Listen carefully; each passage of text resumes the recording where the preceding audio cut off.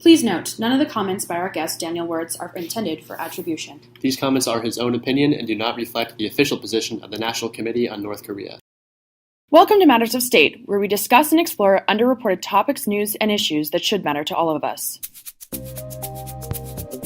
As the Secretary General of the United Nations, I send greetings on behalf of the people of our planet.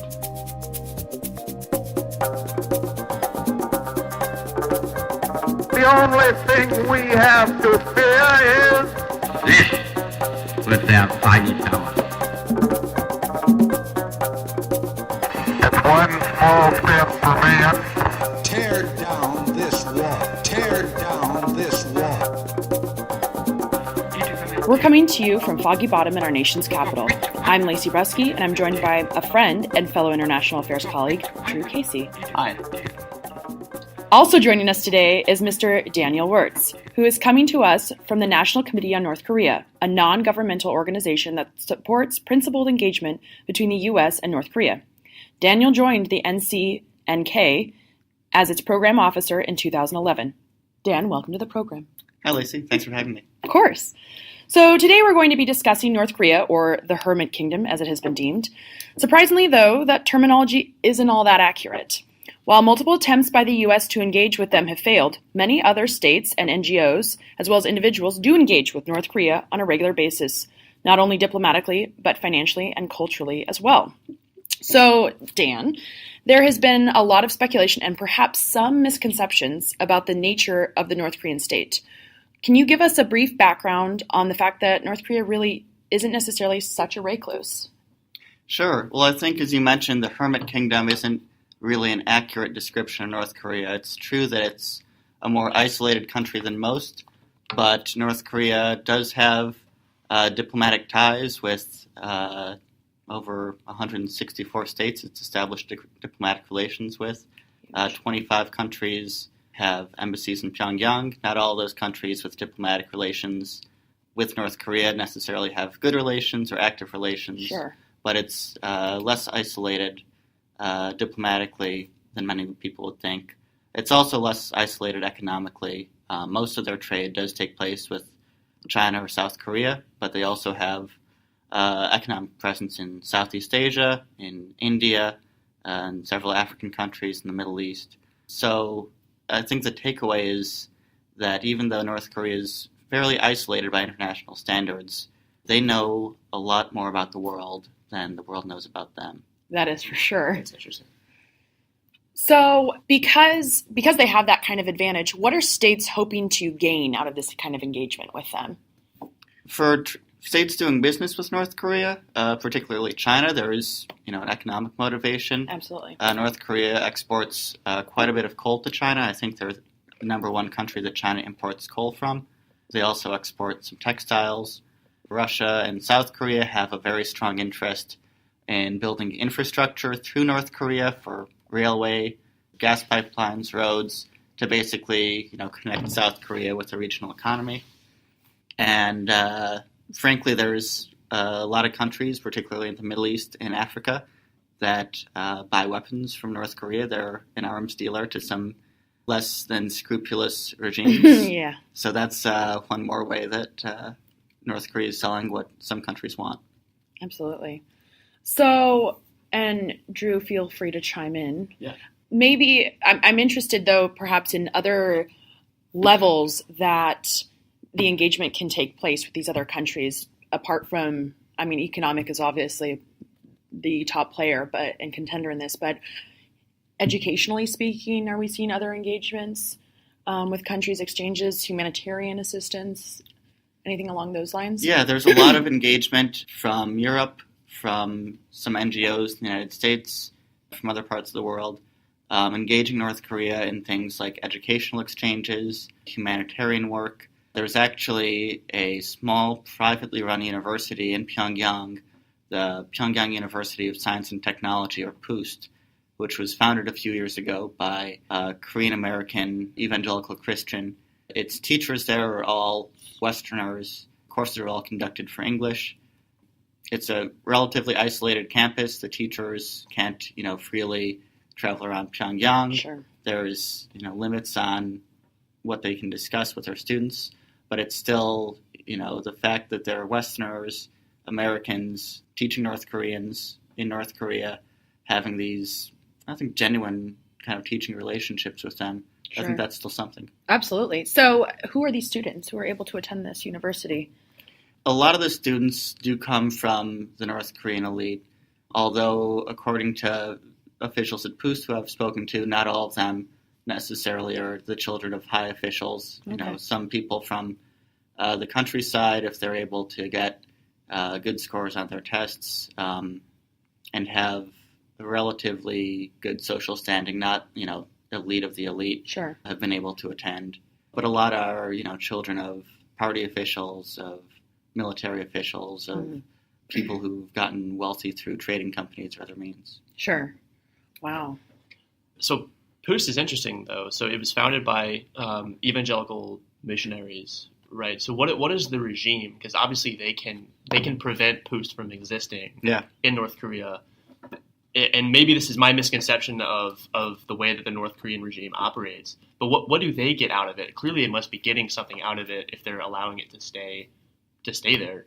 So what benefit does the government in North Korea get out of having an entity like that? They are isolated, obviously, right? You said PUST is everyone associated with it is kind of isolated from Pyongyang Yeah, society. It's kind of on the outskirts of Pyongyang. Yeah, but what's the benefit for the regime? The benefit is a Western education for their children on topics like business management, international economics. I think they're building medical, agricultural, and dental schools there. So most of the topics that are taught there are technical, and of course the PUST faculty is very careful not to teach any subjects that could have military implications. Like there's, definitely no nuclear science classes taught there. Right.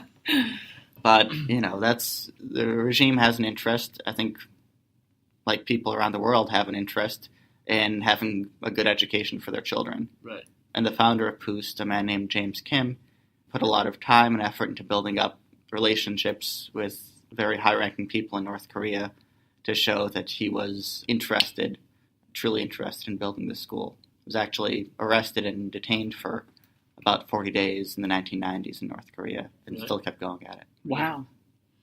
And that's still interesting to me. I mean, I imagine that the regime, like you said, that the faculty is very careful not to teach anything that would have military application for North Korea. And then obviously I'm assuming the government watches the faculty to make sure that they also don't teach anything that would be ideologically unsound, right, for the students. But how does the existence of an organization, rigidity of the ideology in North Korea, of self-reliance, disengagement with the world, but they have this institution in which they value Western education? They still have ideological sessions, which are of course led by other, these kind of group classes, learning about Kim Il-sung and Kim Jong-il and their great deeds. And I would say that, North Korea, their kind of guiding ideology hasn't been about only engaging with the rest of the world on their own terms. So I guess, and not to keep the conversation strictly on this one institution, PUST, but if they cannot teach anything counter to the ideology, like you said, they were evangelical missionaries that founded it, what is their benefit? Well, I think that, for PUST and also for several other humanitarian organizations that are operating in North Korea, people are working there out of a sense of mission, not necessarily, trying to convert people or trying to preach, because that's a very dangerous and dumb thing to do, both for yourself and the students you're preaching to, but out of the sense that by educating North Koreans or by providing aid of various sorts, you're building bridges, you're improving people's lives. So they're building a bridge for that potentially later down the line. It's sort of a future investment. Yeah, you could maybe see it that way. Okay. So just for good measure, I think we can talk a little bit about the U.S.'s relationship with North Korea. I mean, there's not a lot there. But do we see anything developing maybe in the future for that relationship, or is it kind of at a standstill? It's definitely at a standstill right now. It's been, frankly, at a standstill since about 2009 when the six-party talks over North Korea's nuclear program collapsed. There have been periodic attempts at re-engagement on the nuclear issue. There was a very short-lived agreement in February 2012 to freeze North Korea's nuclear program, which fell apart very quickly. I think the U.S. government is, on a very quiet level, been trying to periodically probe North Korea to see if there's any hint of an interest in returning to negotiations on the nuclear issue, at least on a government-to-government level. There hasn't been any U.S. food assistance to North Korea or any other kind of aid since 2009. The U.S. government is okay with non-government organizations doing humanitarian work in North Korea, and that's continued. But there's, very little official contact. Between the two governments, sure. So I think perhaps we're going to switch gears a little bit, but again, go back to the engagement level, but purely for an economic purpose, and talk about the special economic zones, because these are a big deal. I mean, as far as engagement with North Korea is concerned, and probably, correct me if I'm wrong, the deepest engagement that North Korea probably has at this point. Yeah. So go back and sort of give us a history on them. They began in 2013, and about 12 different states were involved at that point. Can you give us background on why this came about with them wanting to engage and reach out economically? Yeah. Well, in 2013, there were a large number of new special economic zones that were announced. Basically, these are places where the normal economic rules don't apply, where North Korea's set up special regulations to attract foreign investors, to try to get some foreign businesses interested in setting up there. North Korea's actually experimented with these kind of SEZs in the past, though, in different areas. And the two biggest ones have been Rason in the country's northeast corner near the border with China and Russia, and the Chesson industrial complex with South Korea, which now employs about 50,000 North Korean workers, and where over 120 South Korean companies are invested. Wow. So what states are involved? I mean, there's a broad spectrum of states that are involved outside of China and the big ones that reach the news. Mongolia, Thailand, what are they gaining out of this relationship? Yeah. Well, to give one example, there's an Egyptian company, Orascom, that's a major investor in North Korea that set up North Korea's telecommunications network. And there's now about 2 million or so cell phone subscribers in North Korea, and those have all gone through the Orascom joint venture network there. So now these people have access to phones. I presume they're being regulated to some extent within North Korea? Yeah, you've got to register a phone. It's, you can presume that your calls are being monitored at least. We can presume that in the U.S. too. Yeah. This would be cut, right? Yeah, North Koreans, it's only a domestic phone network, so if you're a North Korean, you can only call other people in the country. You can't make international calls. There's actually two parallel phone networks in North Korea, where if you're a foreigner, you can get on a phone system where you can call other foreigners. If you're a North Korean, you can call other North Koreans. Wow. But you can't call, from one foreigner in North Korea can't call a regular North Korean. Yeah.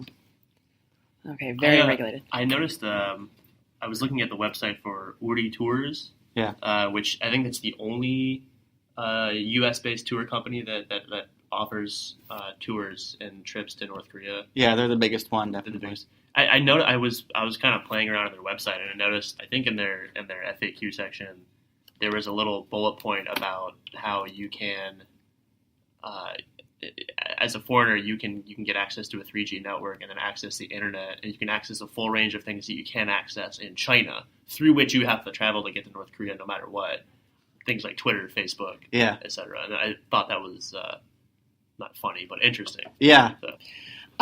So we've touched on it, but we haven't gone into the NGOs aspect of engagement with North Korea, which I think is a pretty pinnacle one. And I know that you have quite some examples, especially pertaining to public health, where NGOs are doing a lot of good. Can you expound on that a bit for us?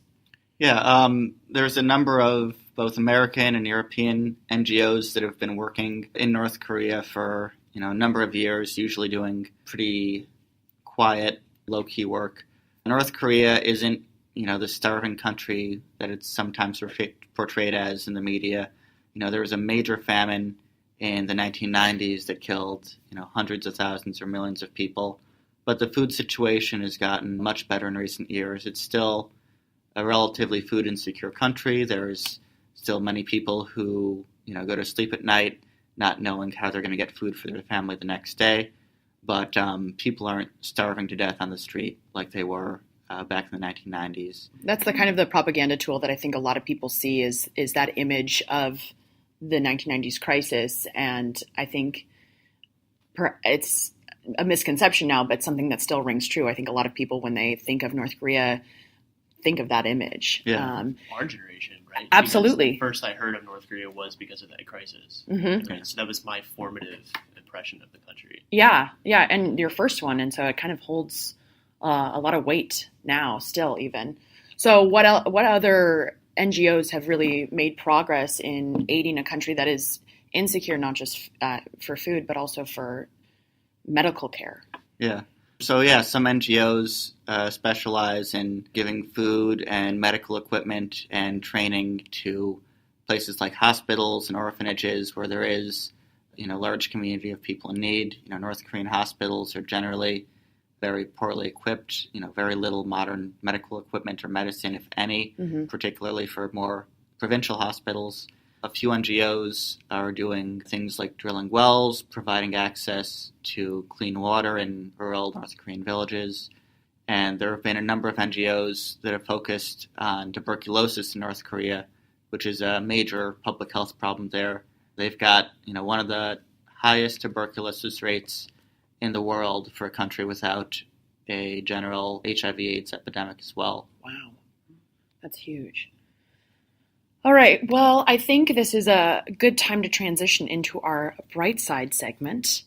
So we're going to bring Grace Chesson into the mix to give us an even better outlook than we already touched on with our NGOs. Can you provide us some other positives with North Koreans' engagement? Sure. Well, thanks, Lacey and team. And I think this is a great episode for the Bright Side because I think we've been alluding to a lot of the positive developments throughout the conversation. And I think something to keep in mind is that a lot of the positive developments you can't measure and you can't see.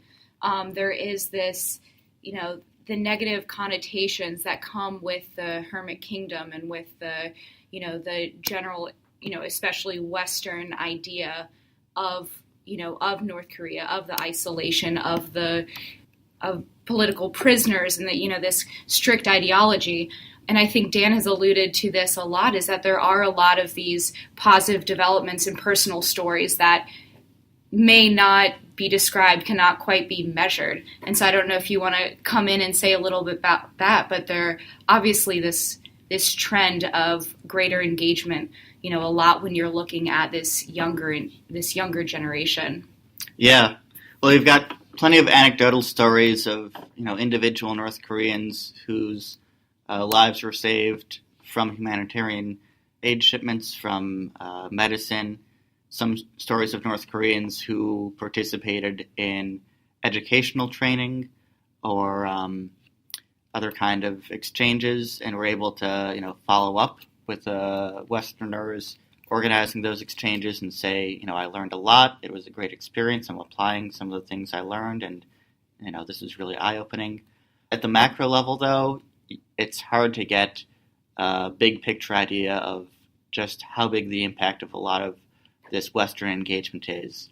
With tuberculosis, for example, it's very difficult, if not impossible, to get a general survey of the North Korean population to be able to tell how prevalent tuberculosis is, be able to see how many tuberculosis cases are multi-drug resistant, which is very difficult to treat, to see how many people are being cured or are able to, whose tuberculosis has gone into remission.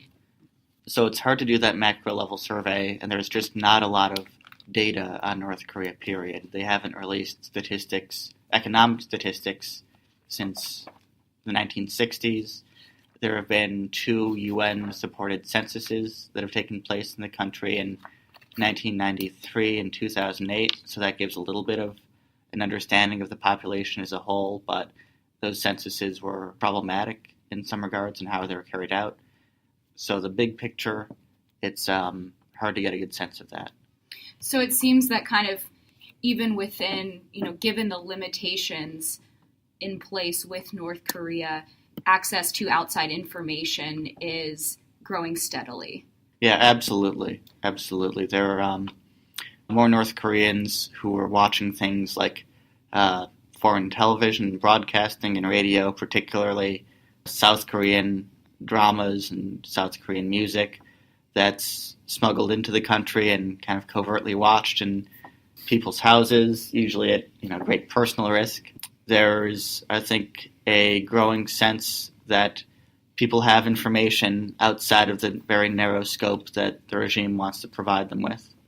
Is there a qualitative shift that can be attested to with a generation of North Koreans, maybe in the post-80s set, sort of kind of in our group, that can be characterized as a post-Cold War mentality, similar to other generations in their same group around Asia? I think even there's an organization called Pyongyang Project, and on their website they sort of predicate their mission statement on the belief that there is this generation in North Korea, and they use that term. I approached it directly from them, a post-Cold War mindset. Is that kind of the feeling that you get too?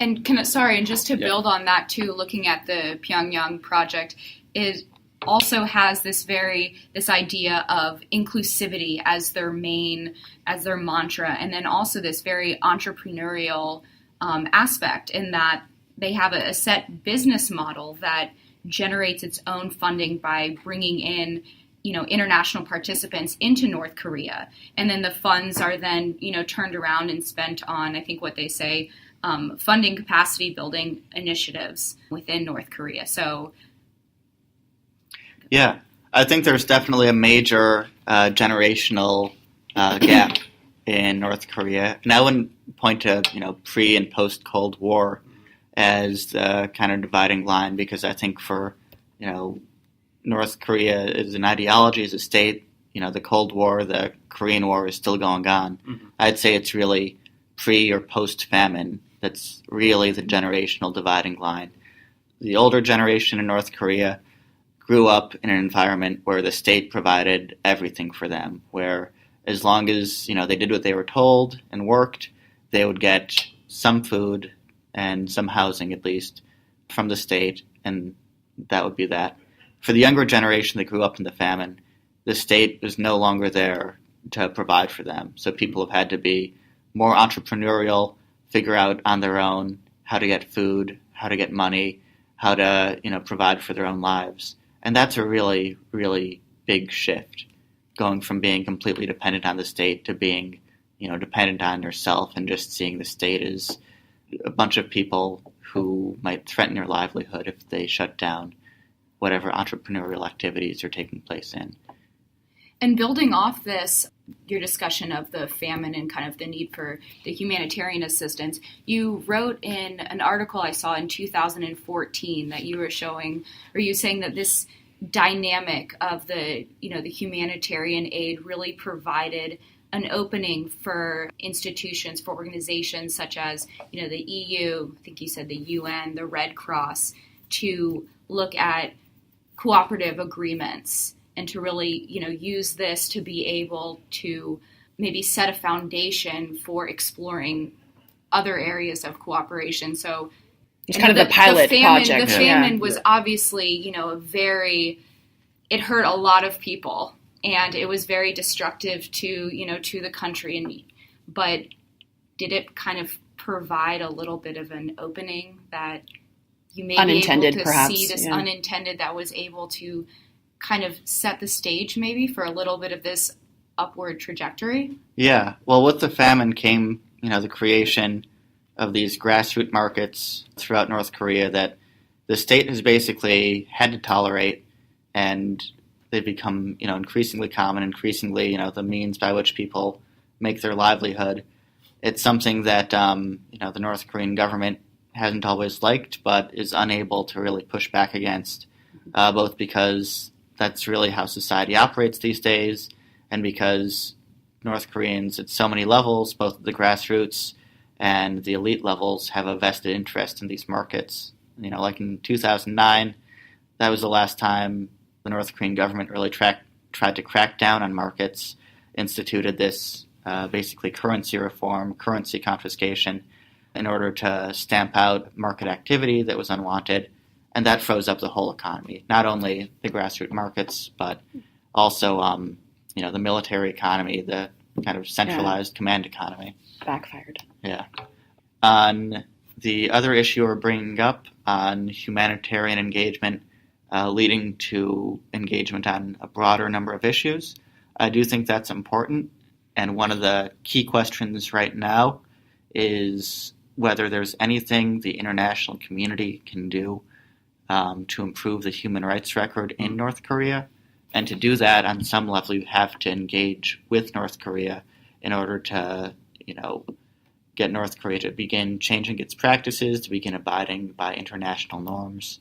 So North Korea is basically seen, human rights criticism as a U.S.-led plot to overthrow its social system. And that's, makes it basically a non-starter for dialogue, as long as North Korea has that perspective. But I think there are a few ways to frame human rights in a way that show that it's not just about international criticism of North Korea's system, but also something that could be, benefit to the people in North Korea and even in the North Korean government's interest in some way. For example, I mentioned tuberculosis earlier. Mm-hmm. The really big vector of the spread of tuberculosis in many countries is their prison system, which are really notorious for creating tuberculosis cases and leading to tuberculosis epidemics in a lot of countries around the world. Yeah. Why not ask the Red Cross to go into some of North Korea's prisons and provide tuberculosis medicine for prisoners, to find ways to improve humanitarian conditions there? That's a really small step forward and doesn't, do justice to the depth of human rights deprivations in North Korea. Mm-hmm. But I think it's one way to make a little bit of progress on that issue and to parlay humanitarian engagement into something a little broader. Absolutely. Well, great. Thank you, Dan, for joining us. This has been lovely to give us a little bit of insight on something very few people know a lot about. So I appreciate you taking the time out to come and chat with us. This is Matters of State. You can find us at www.mattersofstate.org. See you all later. The aggregate of our joy and suffering, thousands of confident religions, ideologies, and economic doctrines, every hero and coward, every creator and destroyer of civilization, every teacher of morals, every corrupt politician, every superstar, every supreme leader, every saint and sinner in the history of our species lived there, on a mote of dust, suspended in a sunbeam. Think of the rivers of blood spilled by all those generals and emperors, so that in glory and triumph they could become the momentary masters of a fraction